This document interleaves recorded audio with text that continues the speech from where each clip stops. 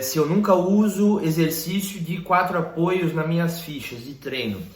Então, eu não tenho nada contra os exercícios de 3 apoios, na verdade, né? Vou aproveitar aqui para fazer uma correção. Eu sempre falei também glúteo 4 apoios e tal, mas aí um dia eu vi alguém falando no Instagram, um outro profissional, e é verdade, né? É um exercício 3 apoios, não 4, né? Porque uma perna está fora do chão fazendo o movimento. Então é o glúteo 3 apoios. Eu não tenho nada contra esse tipo de exercício, tá? Na verdade, eu não tenho exercícios proibidos, eu tenho exercícios que servem e que não servem para mim, para as minhas alunas, de acordo com as minhas experiências, com o meu conhecimento, com aquilo que eu vi ao longo dos anos que funciona, tá? E o glúteo 3 apoios com caneleira é um dos exercícios que eventualmente faz parte do treino das minhas alunas, tá? E é um exercício eficiente? Depende para quem e depende como você vai utilizar esse exercício. É um exercício bom para hipertrofia? Ele tem a sua limitação, né? É um exercício difícil de você fazer uma progressão de carga. Concorda comigo? As mulheres mais fortes, você vai ver, ela tá com 10 caneleiras grudadas assim, para tentar deixar aquilo um pouco mais difícil, né? Então, ele tem essa limitação. Agora, é um exercício que faz extensão do quadril, que é a extensão realizada pelo glúteo máximo. Então, como é que não vai ser um exercício que ativa aquela musculatura? A questão é que ativação é diferente de hipertrofia, né? O músculo está sendo contraído, não significa que ele vai ter uma intensidade, né, de estímulo suficiente para responder com hipertrofia, né? Não significa que ele vai estar recebendo tensão mecânica suficiente para responder com hipertrofia, com aumento de massa muscular, tá certo? Então, essa é a limitação dos exercícios de caneleira no solo, a quantidade de sobrecarga que você usa. Agora, de que maneira você pode se beneficiar mais desses exercícios? Por exemplo, colocando no início do treino, né, como forma de pré-ativação dessa musculatura, e não pré-ativação porque daí no agachamento vai pegar mais glúteo, não, porque até já tem estudo mostrando isso, né, que não tem essa correlação de você fazer exercício de glúteo antes e depois ir lá e fazer um multiarticular e tá estimulando mais. Agora, o que você vai estar melhorando é a sua conexão mente-músculo. O que você vai estar melhorando é a ligação neural com aquele grupo muscular, e aí isso sim vai te trazer um benefício na hora de executar um exercício multiarticular e fazer com que ele participe mais do movimento, tá certo? Outro detalhe, como eu estava respondendo aqui antes da live cair, né, para a moça que para a Anne, né, acho que era, que perguntou do treino em casa. Se é um exercício que você tem limitação em relação ao uso de sobrecarga, faça mais repetições e leve ele até a falha, tá certo? E outra ainda, nunca é um exercício, né?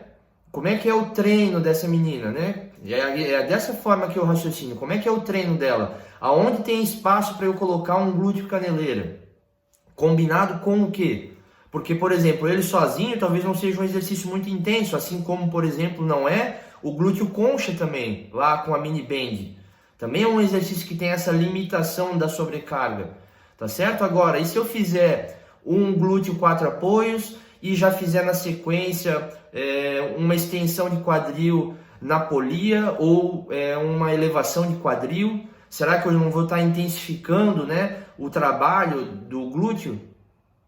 Entendem? Então, na hora de montar o treino, é isso que eu tenho que levar em consideração. Não só o exercício isolado, mas se ele ali conversando com os demais exercícios do treino, serve ou não serve para o objetivo da minha aluna.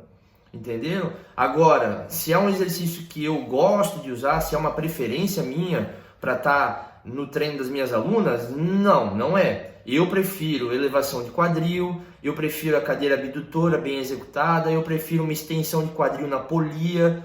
Por quê? Porque são exercícios que me permitem utilizar mais sobrecarga, entende? Mas eu não tenho nada contra o glúteo 4, aí, ó, o hábito, né?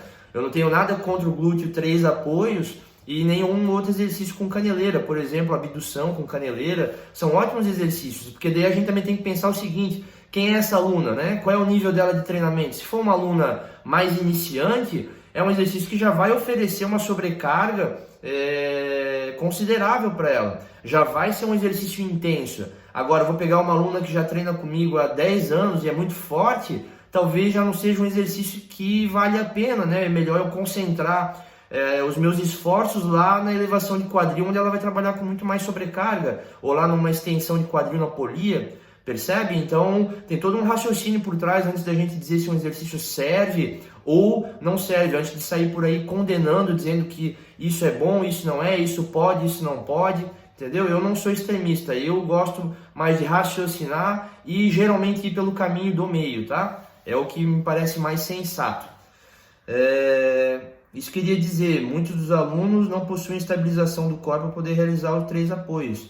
Exato, então para esse aluno, né, essa limitação em relação à estabilidade vai trazer uma limitação ainda maior para o uso de sobrecarga. Entende? Então, talvez para esse aluno pouca sobrecarga já signifique uma intensidade mais alta, né, pela dificuldade que vai gerar na execução do exercício, tá certo? Vamos lá, próxima pergunta. Se ficar dúvida sobre aquilo que eu estou explicando, por favor, fiquem à vontade para deixar aqui embaixo nos comentários, tá? E aí, Tiagão fez faculdade comigo, grande Tiago. Obrigado, viu? Um abraço para você e para tua família aí em Vidal Ramos. Tiagão tá vivendo um lifestyle diferente, ó. Acompanha o Instagram dele lá, ó, Plano B de Vida, dá uma olhadinha lá que vocês vão gostar. Negócio bem bacana que ele tem feito e a opção de vida que ele fez para ele e para a família dele. Manda. Qual exercício enfatiza a parte da ligação do bíceps femoral com o glúteo? Bom, vamos lá. Qual exercício enfatiza a ligação do glúteo com o bíceps femoral? O que é bíceps femoral, para quem não entende? Bíceps femoral é o posterior de coxa, tá? E a ligação do glúteo com o posterior de coxa é justamente ali onde tem a bananinha, sabe? Que incomoda muitas mulheres, ali é a conexão, né? É quando acaba o glúteo e começa o posterior de coxa. Então a pergunta aqui é sobre qual exercício trabalha mais aquela região. E aí o raciocínio que a gente vai fazer é o seguinte, quais são os músculos que tem ali? O glúteo máximo e os posteriores de coxa. Então, para trabalhar aquilo ali, a gente vai ter que fazer exercícios que trabalhem esses 2 grupos musculares. Mas qualquer exercício, ou será que tem exercícios que vão ser mais precisos, né? Sim, tem exercícios que vão ser mais precisos. Por exemplo, o stiff em relação à mesa flexora. Por quê? Os 2 trabalham posterior de coxa, porém a mesa flexora, a cadeira flexora são exercícios que trabalham posterior de coxa pela flexão do joelho. Já o stiff é um exercício que trabalha os posteriores de coxa pela flexão e extensão do quadril. Então vai estar estimulando com uma ênfase um pouco maior a porção proximal do posterior de coxa, a parte do posterior de coxa mais perto do glúteo, mais perto do quadril. Enquanto que na mesa flexora e na cadeira flexora vai estar trabalhando os posteriores de coxa na sua porção mais distal, mais próximos do joelho, tá certo? Especialmente por um detalhe, né, que vai ser um pouco mais técnico, mas eu vou dividir aqui com vocês.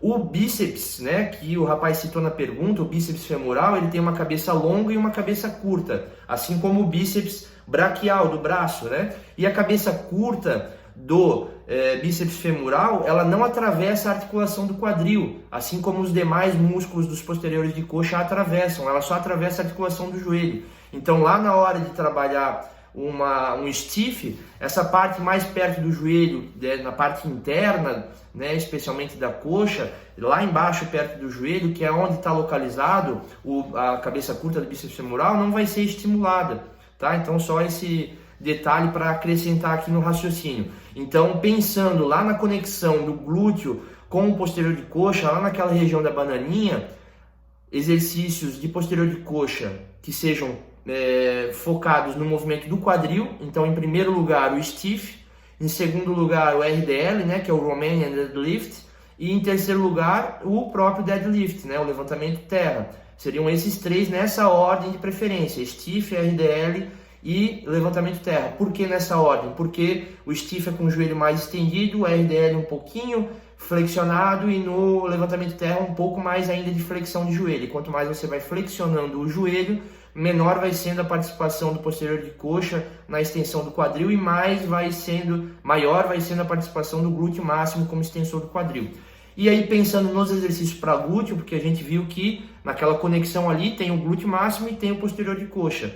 Pensando no glúteo máximo, a gente deve procurar exercícios que trabalhem a extensão do quadril da seguinte maneira: o glúteo máximo ele tem a sua origem, né, na faceta glútea do quadril em cima, na faceta, na parte posterior do quadril, e a inserção dele é lá no fêmur, naquele osso da coxa, né? Então a gente tem que trabalhar exercícios que tragam a inserção em direção à origem, ou seja, que tragam o fêmur, a coxa, em direção das costas e não o contrário.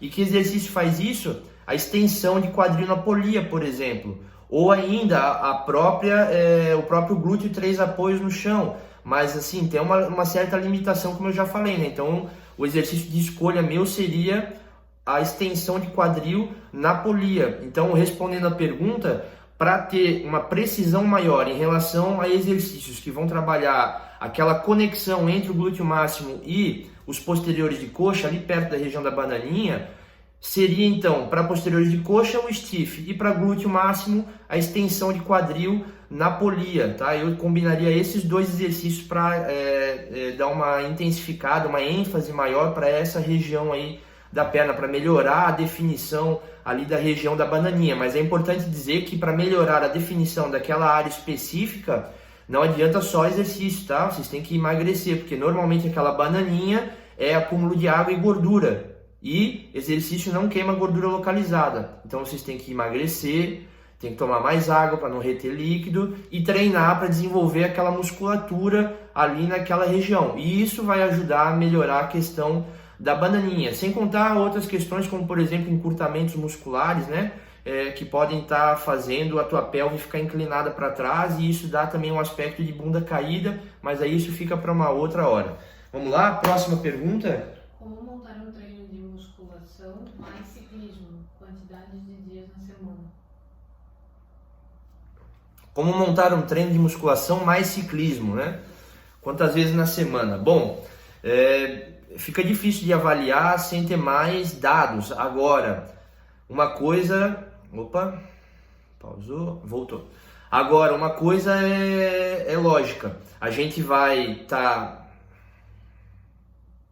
Voltou, pausou... Vamos lá.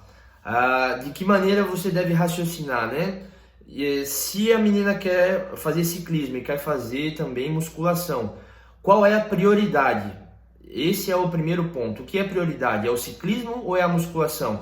O ciclismo é uma atividade complementar à musculação, ou a musculação é uma atividade complementar ao ciclismo? É a partir desse raciocínio que a gente vai encontrar a resposta, porque isso vai dizer para mim qual é a proporção que cada uma dessas atividades vai ter na tua rotina. Se o ciclismo for o foco, você vai pedalar mais e fazer menos musculação, porque a musculação é só uma atividade acessória, né? Para te deixar mais preparada para melhorar a tua performance no ciclismo.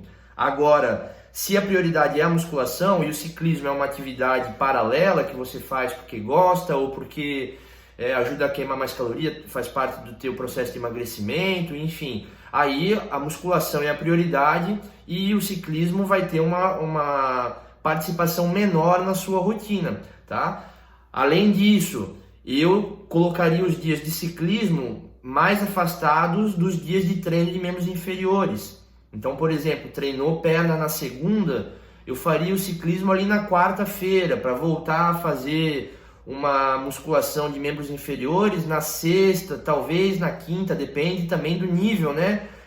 Dessa atividade de ciclismo. Quem pedala muito, faz muitos quilômetros, né? Faz um pedal muito intenso, geralmente tem um desgaste muito grande de membros inferiores. Então, se você fizer essa bike logo depois do teu treino de perna, você vai estar prejudicando o teu descanso, né? A tua reparação tecidual, a reparação muscular, a tua supercompensação que vai gerar hipertrofia daquele treino que você fez no dia anterior. E se você fizer a bike um dia antes do treino, você com certeza vai prejudicar o teu desempenho no treino de força, né? Você vai chegar na musculação cansada, com a perna doída, isso vai atrapalhar o teu desempenho. Por isso que é importante definir o que é prioridade, se é a bike ou se é a musculação. A partir disso você consegue definir a proporção que cada uma vai ter e a prioridade que isso vai ter na tua rotina, né? Não, o meu foco é a musculação e eu faço bike porque eu gosto. Ok, então vamos fazer o seguinte, ó. Perna na segunda-feira, bike coloca lá na quarta. Depois volta a treinar perna só na sexta, se for um pedal muito longo. Agora, se é um pedal, né, de 30 minutos, que não tem muito morro, enfim, um pedal não muito intenso, né, um pedal só complementar, assim, realmente, aí dá para fazer já na terça-feira, né, ao invés de ficar na esteira ou na bike da academia, né, na estacionária, pega a bike e vai para a rua. Entendeu? Então tem vários elementos que a gente tem que analisar aí para eu poder dar uma resposta mais precisa. Mas o raciocínio começa por isso aqui que eu passei para vocês, tá bem? Deixa eu ver aqui nos comentários se tem alguma pergunta. Qual é a relação entre volume e número de séries repetições? A relação entre volume e número de séries repetições. Bom, o volume de treino tem um volume relativo, que a gente chama, né, que é o volume de treino que a gente identifica lá na prática de maneira mais fácil, que é o quê? Quantas séries você fez para aquele grupo muscular na semana? Isso é o volume, tá? E existe o volume total, que é o volume utilizado mais em pesquisa científica, um volume de treino mais acadêmico, digamos assim, que é o quê? O número de séries multiplicado pelo número de repetições, multiplicado pela sobrecarga, pelo peso que você usa naquele exercício. Ainda dá para incluir aqui na questão do volume também a velocidade de execução dos exercícios por conta do tempo sob tensão que aquele músculo vai ficar. Então é um cálculo muito mais complexo que não cabe lá no nosso dia a dia da musculação. Para quem está treinando, o volume de treino é quantas séries você faz para aquele grupo muscular na semana. Acabou. E onde é que entra o número de repetições? O número de repetições também acaba aumentando, né, o volume de treino, mas o número de repetições ele tem mais relação com a intensidade do treino. Por quê? Porque o número de repetições vai me dizer se aquela sobrecarga está sendo suficiente para eu chegar na falha ou uma série submáxima, né, naquele número de repetições, entendeu? Então, número de repetições também entra no volume? Sim, porque, por exemplo, se você faz uma série até a falha e faz um drop set e continua executando mais algumas repetições, você está aumentando o volume do treino. Se você faz um rest pause e faz mais algumas repetições, você está aumentando o volume do treino. Só que na prática, a intensidade, o número de repetições está mais relacionado à intensidade do treino, porque ele me diz se o peso que você está usando está sendo suficiente para você ficar dentro daquela faixa de repetições que está de acordo com o teu objetivo. Já o volume do treino, como eu disse, na prática, de maneira simplificada, é quantas séries você faz no total na semana para aquele grupo muscular. Ah, você faz 10 séries na segunda-feira para quadríceps e mais 10 séries na sexta-feira para quadríceps. São 20 séries totais na semana. Esse é o teu volume de treino para quadríceps na semana. Se for um cálculo mais aprofundado, você vai ter que multiplicar quantas séries você fez, por quantas repetições, por quanto peso você utilizou, qual velocidade de execução para poder medir quanto tempo sob tensão aquele músculo ficou. Um cálculo muito mais complexo que não é com certeza aquilo que a gente vai utilizar no dia a dia, tá? Espero que eu tenha respondido. Se não ficou claro, fica à vontade para perguntar. Vamos para mais perguntas da caixinha. Quanto tempo posso seguir o mesmo treino? Quanto tempo posso seguir o mesmo treino? Então, essa dúvida é muito frequente, né? De quanto em quanto tempo eu tenho que mudar o meu treino, Thiago? De vez em quando alguém faz essa pergunta, tá? E eu entendo a dúvida de vocês, porque quem treina sozinho e está lá na academia depende do professor de sala, né? E o professor de sala muitas vezes está super atarefado, né? Por excesso de sobrecarga de carga de trabalho, porque está sozinho para dar conta de 20 alunos, às vezes na sala, né? Ou em dois, né? Mesmo assim, é muita gente para o cara dar conta, e nem sempre eles dão um jeito de ficar alterando o programa de treino o tempo inteiro. E aí o aluno, às vezes, tem que procurar uma maneira de tornar mais dinâmico esse processo, né? Às vezes querer mudar sozinho, e começa a gerar questionamentos, ou ele vê outra pessoa mudando de treino de vez em quando e o dele não muda, né? Então é o seguinte... de quanto em quanto tempo mudar esse programa de treino? A resposta... Opa! De novo. A pergunta... Voltou? Vamos lá. A pergunta que tem que ser respondida é o que mudar, né, nesse treino? Será que precisa realmente ficar mudando de treino o tempo todo? Tá? Então eu vou dizer para vocês o que é mais importante vocês estarem mudando no treino para melhorar os resultados, né? Ah, Thiago, eu quero definir melhor a minha perna, quero definir melhor o meu glúteo, quero definir melhor, né, as minhas costas, tenho que mudar o treino de quanto em quanto tempo.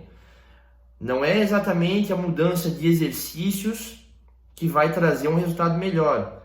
O que vai melhorar os resultados é uma alteração nas variáveis do treino, é manipular as variáveis do treino. Quais variáveis? Volume, intensidade, né? Que são essas que eu comentei antes aqui com vocês, né? Quantas séries por exercício? A internet tá horrível. Quantas séries por exercício? Quantas repetições por série? Quanto tempo de descanso entre uma série e outra? Então, né? Essas dúvidas... Pô, tá horrível a internet.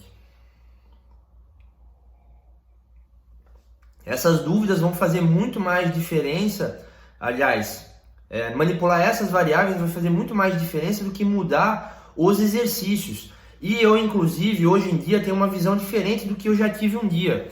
Eu já pensei também que o certo era de vez em quando estar mudando o exercício, né? Não, vou fazer um treino aqui, sempre um treino diferente do outro, porque vai melhorar os resultados da minha aluna, vai melhorar a definição corporal dela, vai melhorar o volume. Então eu vou estar, cada dia que ela vem treinar, eu vou fazer um treino diferente, um exercício diferente para ela achar que o meu treino é sensacional.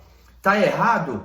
Não tá errado, mas tem uma limitação nessa abordagem, que é o seguinte: se você faz leg press, né, um dia, no outro dia que você vai treinar aquele mesmo treino, né, para aquele grupo muscular, você não faz mais leg press. Você só vai fazer daqui 15 dias. Você já não sabe bem qual é o peso que você usou, você já não consegue ter uma avaliação, né, mais precisa da tua progressão de carga. E isso limita o teu resultado. Entenderam? E a verdade é a seguinte: a musculação é preta e branca. A musculação é sem invenção. O básico bem feito é o suficiente para entregar resultado. Então, ao invés de ficar o tempo inteiro alterando os exercícios que você faz, a gente deve focar em estar progredindo na carga que usa naqueles exercícios. A gente deve estar focado em progredir no volume e na intensidade daquele treino, em fazer mais séries daquele exercício, em conseguir fazer mais repetições com mais carga naquele exercício. É isso que a gente deve estar alterando para ter uma progressão de resultados, tá certo? E não alterando o treino em si. Deixar de fazer leg para fazer agachamento, deixar de fazer agachamento para fazer hack, deixar de fazer hack para fazer a fundo, entenderam? Alterar os exercícios, ter uma variedade, né, de exercícios no treino que permita estímulos de ângulos diferentes, desculpa, com certeza faz diferença, tá? Inclusive também já se tem hoje em dia referências na literatura científica apontando para isso, né? Que a alteração dos ângulos faz diferença na hora, né, da hipertrofia daquele grupo muscular, na hora do aumento de massa muscular, na hora de melhorar a definição daquele grupo muscular. Agora, ficar mudando o tempo inteiro de exercício limita a sua capacidade de progredir na sobrecarga. Se você faz sempre o mesmo exercício, além de tudo você tem a possibilidade de estar evoluindo, de estar progredindo na sua técnica de execução. Porque pensa comigo, numa semana você faz o leg press, ou outro agora. Uma semana você faz o agachamento, na outra semana você não faz. Aí na outra semana você volta a fazer. Você já não está, sabe, você vai perdendo a intimidade com o exercício. Entende? Você perde a capacidade de estar evoluindo na parte técnica também. Entendeu? O que é que melhora, né, a nossa parte técnica? Repetição. Repetir, você vai ficando bom. Entendeu? No começo, para escovar o dente, né, erra a gengiva, passa a escova no rosto, vai lá na orelha, entendeu? Enfia no nariz. Agora, hoje em dia, você escova o dente assim, olhando, conversando, né, colocando a roupa, de manhã cedo atrasado para ir trabalhar. Entendeu? Por quê? Repetição. E quando você vê, fica automático, você domina aquele movimento. Em relação ao treino é a mesma coisa. Então, quando você fica o tempo inteiro mudando os exercícios, você perde a possibilidade de estar, né, você no mínimo prejudica, né, limita a tua possibilidade de estar evoluindo na parte técnica daquele exercício e, por consequência disso, também você limita a sua possibilidade de estar progredindo nas cargas daquele exercício. Então, assim, de quanto em quanto tempo mudar os treinos, Thiago? Depende da fase. Numa fase de hipertrofia, tá, do treino, na periodização, de 6 a 8 semanas, né, estaria o suficiente. Eu gosto de alterar os programas de treino entre 4 e 6 semanas, tá? Mas a gente pode colocar que esse intervalo vai de 4 a 8 semanas. Vai depender muito do profissional que estiver manipulando o teu treino, tá? Mas eu diria que na fase de hipertrofia, de 4 a 8 semanas. Uma fase regenerativa de treino, 1 a 3 semanas, entendeu? Um treino de força também aí de 3 a 6 semanas. Dentro dessas faixas de tempo aí, você vai estar fazendo uma alteração positiva no teu treino, mas lembrando, você não precisa esperar esse tempo todo para mudar o teu treino. O teu treino pode estar mudando toda semana. De que maneira? Você pode estar evoluindo no volume de treino toda semana. Ou você pode estar progredindo através do que, né, essa evolução do volume? Da sobrecarga, porque toda semana você está aumentando o peso, então você está mudando o estímulo toda semana, percebe? Não é só mudar o exercício que é mudar o treino. Aumentar o peso de uma semana para outra também é mudar o treino, é mudar o estímulo. O teu músculo numa semana fez com 20, na outra semana você vai lá e faz com 22, não é a mesma coisa para ele. Porque músculo não sabe contar, músculo não interpreta peso, a única coisa que músculo faz é interpretar estímulo. Então, ele recebeu um estímulo na segunda-feira por um agachamento com 20 quilos cada lado. Na outra segunda-feira, o mesmo agachamento com 23 quilos cada lado. Não é a mesma coisa para ele. Não é o mesmo estímulo, entendem? Apesar de ser o mesmo exercício, não é o mesmo estímulo. Apesar de ser o mesmo exercício, não é o mesmo estímulo. Por quê? Porque o peso é diferente, que ele está interpretando, né? A tensão que ele está recebendo é diferente. Entenderam? Então, não se privem, não fiquem tão ligadas na questão de ficar alterando, mudando os exercícios, né?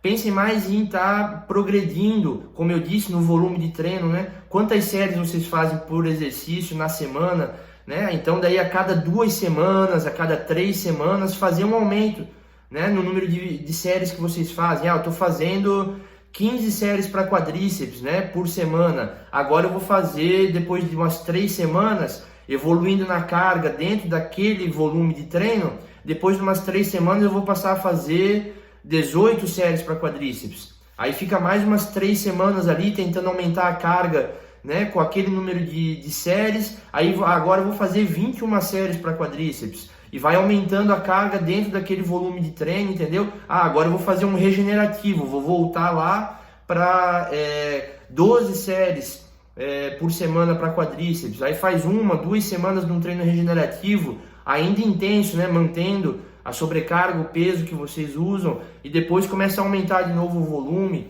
Isso é uma manipulação, uma mudança de treino muito mais efetiva do que ficar trocando exercício ou querendo fazer exercício muito diferente que a blogueira faz, de cabeça para baixo, em cima da cama elástica, com bola suíça, né, agachamento em cima da bola, enfim, ao invés de tornar o treino um circo, né, ou algo que vocês lidem mais como entretenimento, né, que tem que ficar mudando o tempo todo para vocês se manterem estimuladas, alterem, né, essas variáveis do treino para verem realmente uma evolução do desempenho de vocês no treino e dos resultados de vocês, tá bom? É assim que vocês vão conseguir evoluir em volume e definição muscular, alterando as variáveis e não os exercícios.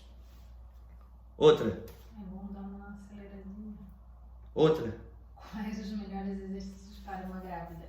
Quais os melhores exercícios para uma grávida? Bom, primeira coisa, né, que eu sempre falo para as minhas alunas gestantes, gravidez não é doença, tá? Então, assim, todos os exercícios são bons para uma grávida. A rotina de treino que ela já tinha é ótima para uma grávida. Para uma grávida que não fazia exercício físico antes da gestação, é bom primeiro, né, passar pelo médico, ter a liberação dele para dar início a uma rotina de treino. Para a grávida que já fazia exercícios físicos, ela também vai passar pelo médico, né? Mas é para checar se está tudo bem e se ela pode só continuar com a rotina dela. É diferente, né, da gestante que não treinava antes. Agora, quais exercícios são bons? Tanto faz, tá? Tudo que a gestante gostar de treinar, aquilo que ela se sente bem fazendo, aquilo que ela já estava acostumada a fazer, ou aquilo que desperta mais o interesse dela e que vai gerar uma aderência maior, né, para ela estar treinando, vale a pena ser feito, tá ok? O que vai causar alguma limitação em relação a quais exercícios a gestante pode ou não estar fazendo é o próprio médico, né? Ele vai dizer, de acordo com o quadro, de acordo com o perfil daquela gestante, o que ela pode e o que ela não pode, tá bom? Agora, qualquer exercício físico que estimule, né, essa gestante, que traga os benefícios fisiológicos e psicológicos dela estar realizando exercício físico, é bem-vindo, tá bom? E as adaptações que vão sendo feitas ao longo da gestação, né, conforme os meses vão passando, conforme os trimestres vão passando, porque os ajustes são feitos mais por trimestre, né? O primeiro trimestre, se é uma aluna que já treina, não tem alteração nenhuma praticamente. No segundo trimestre, já começam a ter alguns ajustes, né, algumas limitações, e lá no último trimestre a gente faz realmente ajustes mais pontuais, coloca algumas restrições maiores, né, conforme vai chegando a hora do parto. Mas falando, por exemplo, das minhas alunas que treinam comigo e que engravidaram, né, elas engravidaram treinando, continuaram treinando enquanto grávidas e logo depois do parto, assim que tiveram liberação médica, já estavam de volta na musculação e faziam praticamente os mesmos treinos de sempre, com ajustezinho na intensidade e um ou outro exercício que a gente deixava de fazer, como eu disse, conforme o trimestre da gestação, tá? Próxima. Todos deveriam fazer alongamentos antes ou depois do treino? Todos deveriam fazer alongamento antes ou depois do treino? Sim, eu vou responder diferente. Na verdade, todos podem fazer alongamento antes ou depois do treino. Agora, se todos devem fazer, aí é uma outra questão, tá? Por quê? Porque existem musculaturas que vão estar já muito alongadas e não precisam de mais estímulo de alongamento, precisam ser fortalecidas, entendeu? Por exemplo, se é uma pessoa que já trabalha muito tempo sentado, o dia inteiro ela trabalha sentada, o que é que isso causa nessa posição sentada onde o quadril está flexionado? Os flexores do quadril aqui, o elipsoso, o reto femoral, provavelmente vão estar encurtados, porque você fica o dia inteiro com o quadril assim, né, ó, em 90 graus. Aí esse músculo aqui, que faz esse movimento de flexão, ele fica encurtado o dia inteiro, tá certo? E aqui que é o teu bumbum, que você está sentado, o que acontece com ele? Ele está numa posição alongada, relaxada. A tendência é esse músculo já está muito alongado, já tá fraco. Então não precisa alongar glúteo, essa pessoa precisa alongar flexores do quadril. Então, assim, poder alongar todo dia, todo mundo pode. Agora, se deve ou não, depende e, né, esse ajuste vai ser também feito de maneira individual em relação a cada grupo muscular, tá certo? Se é antes ou depois do treino, melhor alongar antes do treino, tá? Se a gente for pensar no seguinte, aquele alongamento logo antes do treino pode melhorar a tua performance no treino em si, tá bom? Por exemplo, se você faz um bom alongamento, né, dos adutores da coxa, parte interna da coxa, se você faz um bom alongamento dos flexores do quadril, quando você tem encurtamento nesses grupos musculares, se você faz um trabalho de mobilidade, né, no tornozelo, complementando aí um trabalho de alongamento da panturrilha, você vai ter uma melhora na performance lá no teu agachamento, lá no teu leg press, por exemplo. Se você faz um alongamento de peitoral, de grande dorsal, você vai ter uma melhora nos teus exercícios de membros superiores, entendeu? Então, tudo depende do perfil do aluno, do seu objetivo e daquilo que ele precisa mais, tá? Para eu te dizer assim, quais são os alongamentos que ele deveria fazer, né, antes do treino, e se uma rotina de alongamento para ele é necessária todos os dias ou não, tá? tá? Mas só para complementar, os alongamentos também podem ser feitos em outros horários, tá? Se antes do treino não der, antes do treino você tem esse benefício direto. E depois do treino, em outros horários, você também pode se beneficiar, tá? Se for o único horário que você tem, pode ser depois do treino também. Não é uma regra alongar antes do treino. Vamos lá? Homem com dificuldade em ganho de massa nos superiores, a musculação pesada ajuda? Homem com dificuldade de ganho de massa muscular nos superiores, se a musculação pesada ajuda, com certeza. Não vejo, na verdade, outra forma dele melhorar, né, a massa muscular dos membros superiores, se não treinando musculação e progressivamente cada vez mais pesado. Mas é óbvio, só treinar não adianta, tá? Essa pessoa tem que ter também uma alimentação que seja coerente com esse objetivo, porque o treino é só o estímulo, o resultado vem depois, no descanso, na alimentação, é ali que o resultado de fato acontece, tá certo? Próxima. Exercício para desenvolver melhor os posteriores, focando na definição. Qual você sugere? Exercícios para melhorar a definição dos posteriores de coxa. Bom, exercícios específicos para esse grupo muscular, tá certo? Então, o principal erro que acontece em relação a isso é a seleção errada dos exercícios. Por quê? Porque tem gente que acaba fazendo a escolha de exercícios multiarticulares com a intenção de trabalhar os posteriores de coxa, com uma ideia equivocada de que é um exercício que vai trabalhar a coxa inteira. Por exemplo, agachamento. Ah, é o melhor exercício que tem para membros inferiores, trabalha tudo. Será? Trabalha muito quadríceps, trabalha muito glúteo, mas e posterior de coxa, será que trabalha bastante? Não, tá? Leg press 45, trabalha a coxa inteira, será? Trabalha muito quadríceps, muito glúteo, mas posterior de coxa? Não, e não adianta botar o pé mais para cima, afastar mais o pé, não adianta fazer malabarismo no exercício, porque a sua função, né, ali não vai, a função daquele grupo muscular não vai mudar naquele exercício, tá certo? Então é o seguinte, quer melhorar a definição dos posteriores de coxa? Escolha exercícios específicos para esse grupo muscular. É simples, é muito mais simples do que parece. É fazer cadeira flexora, mesa flexora e stiff. Faz esses 3 exercícios, né? Inclua eles na sua rotina. Se é um grupo muscular que você precisa desenvolver mais, precisa de mais volume de posterior de coxa, precisa de mais definição de posterior de coxa, dê mais ênfase a esses exercícios no teu programa de treino. Dê uma proporção maior de volume, né, para esses exercícios no teu programa de treino, tá certo? Seja bem específico. Use os exercícios isolados. Mesa flexora, cadeira flexora e stiff. É assim que você vai conseguir aumentar volume e definição dos posteriores de coxa. Não é fazendo agachamento nem leg press. Beleza? Lógico, né? Eu disse aqui os 3 principais, mas o levantamento terra faz parte desse raciocínio, o RDL, a flexão nórdica também é um bom exercício para posteriores de coxa, tá certo? Mas os 3 melhores são cadeira flexora, mesa flexora e stiff. Vamos lá? Próxima. Quais dias da semana posso treinar cardio? Meu objetivo é hipertrofia. Quais dias da semana você pode treinar cardio se o teu objetivo é hipertrofia? Você pode treinar cardio o dia da semana, pouco importa, né? Agora, se o teu objetivo é hipertrofia, se a tua prioridade é hipertrofia, o teu volume de treino aeróbico deve ser pequeno.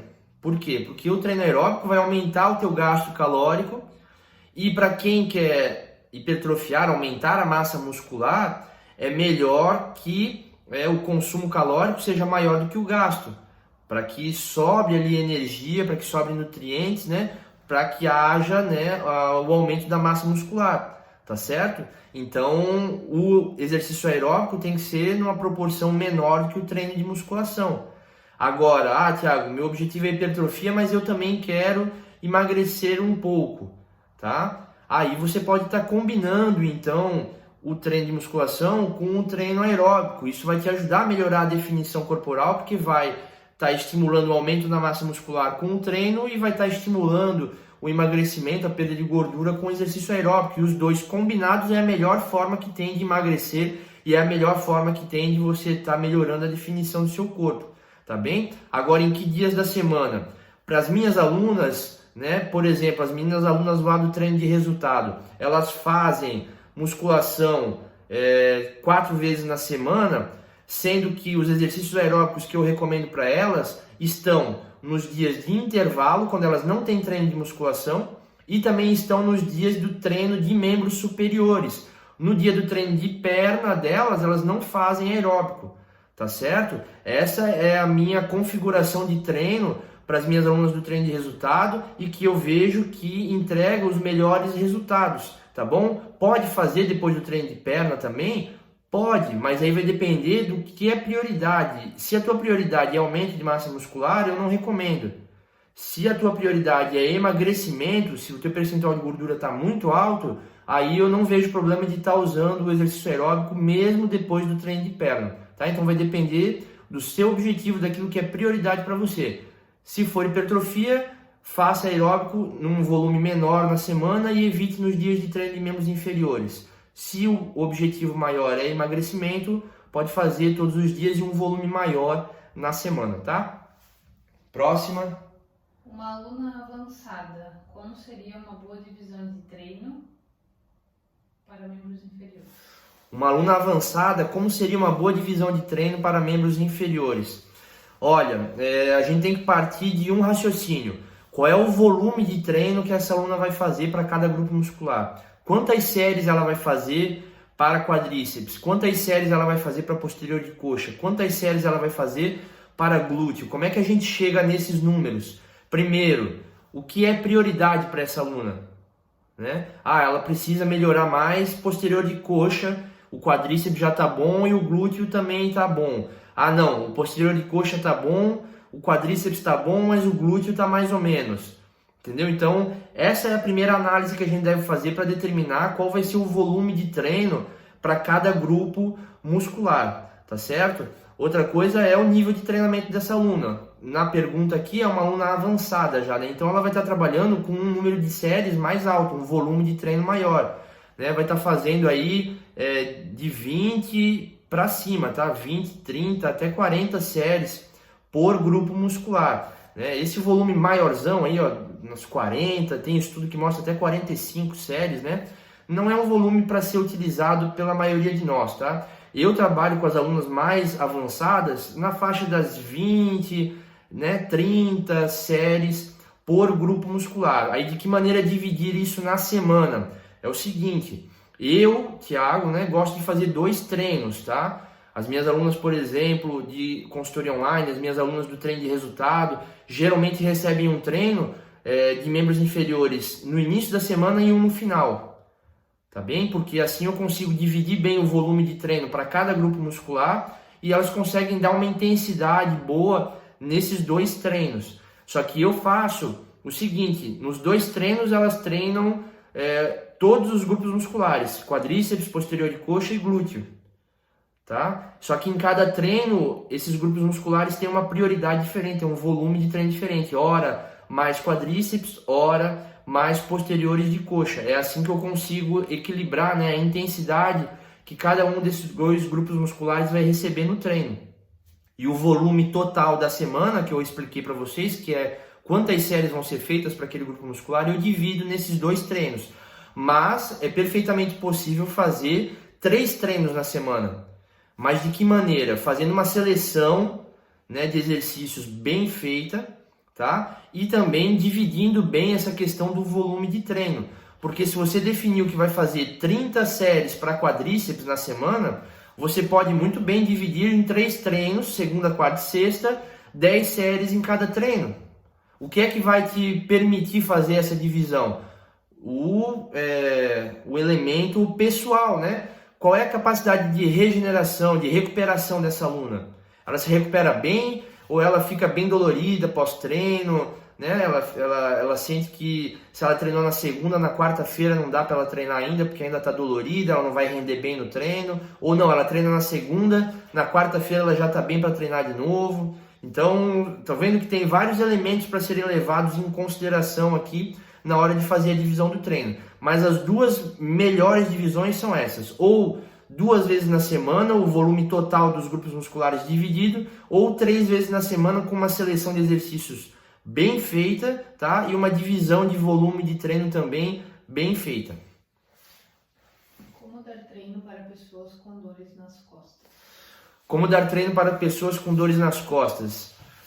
Depende, né? A pergunta fica muito vaga. Aonde é essa dor, né? Outra, qual é a causa dessa dor nas costas? É a partir disso que a gente vai conseguir definir o que essa pessoa pode e o que ela deve fazer. Qual vai ser a prioridade, né? Se são exercícios de alongamento, se são exercícios de fortalecimento, entendeu? Então precisa de uma análise mais aprofundada, né? Mais pormenorizada para poder então definir qual vai ser a melhor abordagem, tá certo?